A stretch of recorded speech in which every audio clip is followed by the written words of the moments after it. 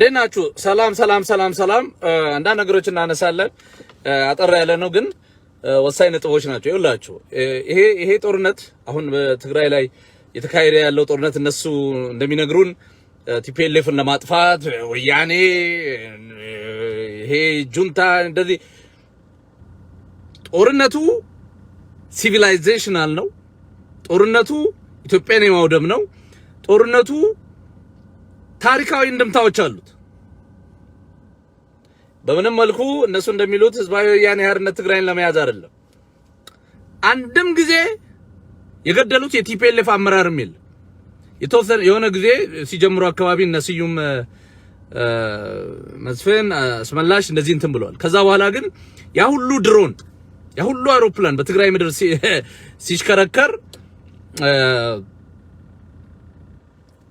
አብያተ ክርስቲያናትን ገዳማትን የመሳሰሉትን እንጂ የትግራይ አመራሮችን የቲፒኤልኤፍን አይደለም ታርጌታቸው የኢትዮጵያን ስልጣኔ ነው ሴሜቲክ ስፒኪንግ የሆኑ የሴም ቋንቋ ተናጋሪ በተለምዶ አበሻ የሚባለው ከግዕዝ ፊደል ጋር የተያያዘ ታሪክ ያለው ጉራጌ አማራ ትግሬ ይሄ የግዕዝ ፊደሎችን የግዕዝ ስክሪፕት የሚጽፍ በቀድሞ ታሪኩ የሚኩራራ ኢትዮጵያ የ3000 የ4000 ዓመት ታሪክ አላት የሚል ከአክሱም ነው የመጣው የሚል ክብሩና ግሎሪውን ከኢትዮጵያ ጥንታዊ ታሪኮች ጋር ከጥንታዊ የብራና ላይ ጽሁፎች ጋር የሚያገናኘውን ህዝብ ማሳነስ ነው የተያዘው ይኸውላችሁ ፖለቲካን እንደወረደ አይደለም ማየት ያለብን ፖለቲካን አሁን ማየት ያለብን በጣም ኢማጂኔቲቭ ሆነን ነጠብጣቦች አገናኝተን ከኋላ ምን ታስቦ ነው ይያልን የተወሰነ ኮንስፓየር ያደርግን እንጂ እንደወረደ እነሱ ቢነግሩን ዝም ብለን መቀበል የለብን ጋይስ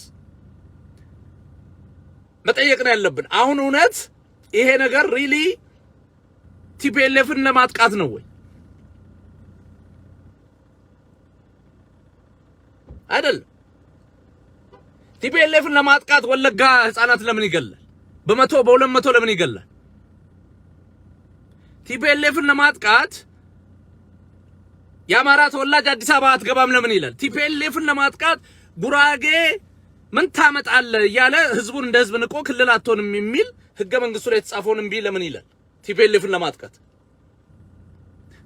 ለማጥቃት ጉራጌ ላጫ ግሪማ በሚባል ኦሮሞ ይመራ ለምን ይላል ምን ያገናኘዋል ቲፒኤልኤፍና ጉራጌን መበደል እስቲ ንገሩኝ የለም ይሄ መንግስት ከጽንስሱ ጀምሮ ከአስተሳሰቡ ጀምሮ ጸረ አበሻን አይወድም አበሻን አይወድም አቢሲኒያን አይወድም ግዕዝን አይወድም ኢትዮጵያን ጥንታዊ ታሪክ አይወድም my work if you don't mind I would quickly speak about Dankalia in Eritrea the Afar Dankalia is a traditional homeland of Afar people which is stretched from the northern tip of Massawa Bori all the way to Massawa bordering Rahaita so this is very strategic area currently there is about 5 or 6 superpowers very near to Dankalia some of them are stationed in Djibouti as you know French Americans Japanese you name them there's because of this strategic location our people historically the Afar people have been targets of both by international colonization but also aggression within in the Ethiopian highlands so ethiopia hadare matagashi ethiopia hadare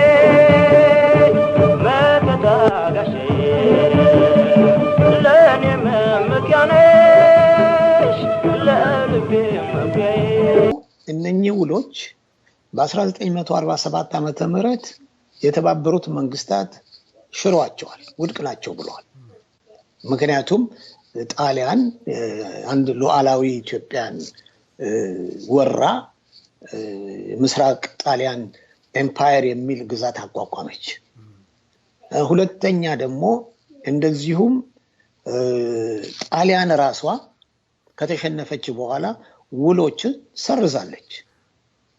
በሶስተኛ ደረጃ ደግሞ በ1952 ዓመተ ምህረት በነጋሪት ጋዜጣ በታወጀ በኢትዮጵያ ሕግ መሰረት እነኚህ ውሎች ውድቅ ናቸው ተብለው ፈርሰዋል እና በሙሉ በፈረሱና በተሻሩ ውሎች ነው የአልጀር ስምምነት የተመሰረተው።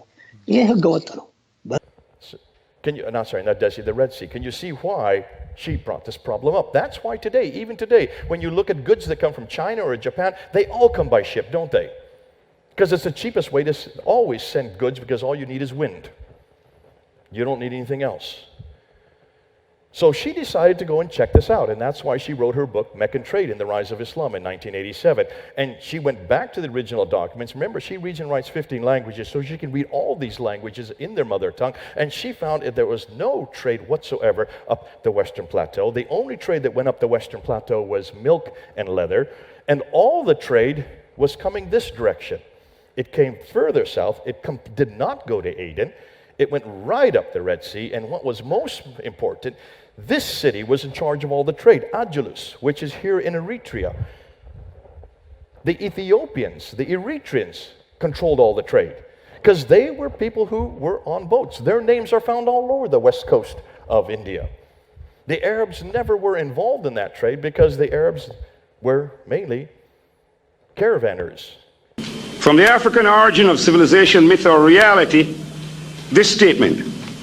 But you have to understand that there was activity across there, battles between Arabs and other Semitic people who were in that Arabian Peninsula and our people in Meru, Aksum, in the Ethiopian heartland there. And this was happening a couple hundred years before the main Arab body moved out, because they couldn't move in force across the Red Sea in those days.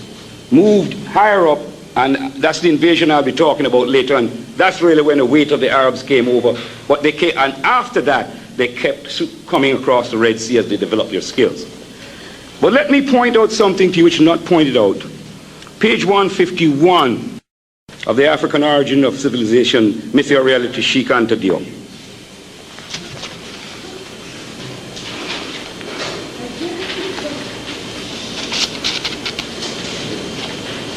And I'll go to the previous paragraph. Reisner, which is one of these fake European, and George Andrew Reisner, fake great Egyptologist, Diop says he could not have failed to know that Nubian civilization dates back to 1500 BC. That is to say, prior to the appearance of the white Japhetic Libyan in Africa. Consequently, the problem is not to seek Libyans in recent Nubian history, but to find some at the start of that civilization about 5000 BC. This task Reisner was careful not to attempt.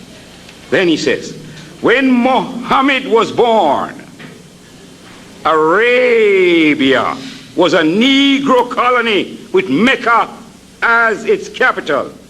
The Quran refers to the army of 40,000 men sent by the king of Ethiopia to crush the Arab revolt.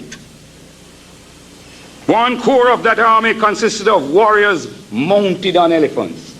Heard that before? The Romans know that, don't they? What was his name? Hannibal. De la Fosse himself is obliged to record that suzerainty of Ethiopia over Arabia. You can